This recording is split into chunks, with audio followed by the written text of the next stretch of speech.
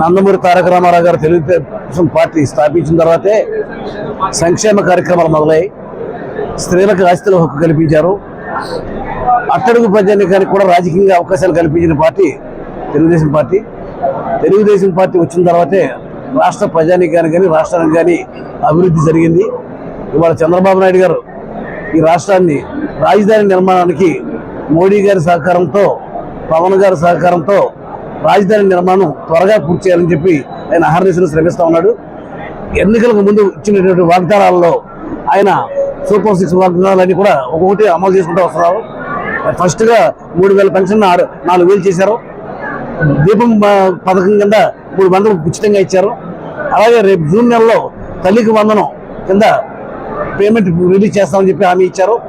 అదేవిధంగా దాంతోపాటుగా రైతు భరోసా కూడా ఇస్తామని చెప్పి హామీ ఇచ్చారు. రేపు ఆగస్టు 15వ తారీఖు నుంచి స్త్రీలకు ఉచిత బస్సు ప్రయాణం ప్రకటించారు. ఇవాళ ఆర్టీసీ సంసిద్ధంగా ఉంది. చంద్రబాబు నాయుడు గారు ఏ ఆదేశాలు ఇస్తే ఆదేశాల ప్రకారంగా స్త్రీలకు ఉచిత బస్సు ప్రయాణం కూడా ఏర్పాటు చేస్తాం. ఇది చంద్రబాబు నాయుడు గారు ఏ హామీలు అయితే ఇచ్చాడో అన్ని హామీలను కూడా అమలు చేస్తున్నారు. ఇవాళ రాజధాని నిర్మాణం కూడా జరుగుతుంది. ఇవాళ రాష్ట్రాన్ని భారతదేశంలోనే నెంబర్ 1 రాష్ట్రంగా తీర్చిదిద్దడం కోసం చంద్రబాబు నాయుడు గారు అహర్నిశలు శ్రమిస్తూ ఉన్నారు.